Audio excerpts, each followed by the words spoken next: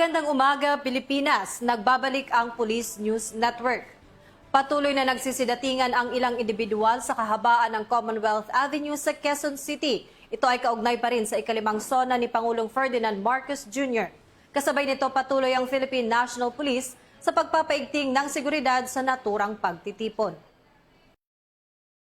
Nagsimula ng magsidatingan at magtipon-tipon ang mga mamamayan sa iba't ibang bahagi ng kahabaan ng Commonwealth Avenue ngayong umaga, Hulyo 27, kaugnay ng mga aktibidad at seguridad para sa ikalimang State of the Nation Address o SONA 2026 ni Pangulong Ferdinand Marcos Jr.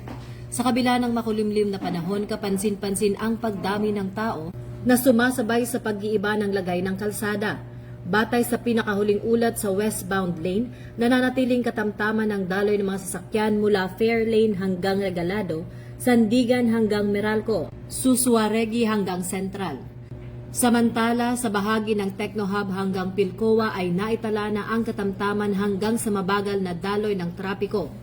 Upang matiyak ang kapayapaan at kaayusan sa mahalagang kaganapang ito, nakatutok at masigasig na nagbabantay na ang Philippine National Police sa buong lugar sa pamamagitan ng pag-deploy ng mga tauhan para sa traffic management, crowd control at pangkalahatang seguridad ng publiko.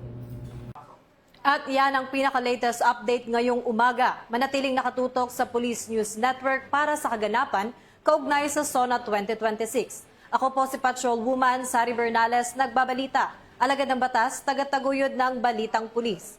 Bagong PNP para sa bagong Pilipinas. Serbisyong mabilis, tapat at nararamdaman.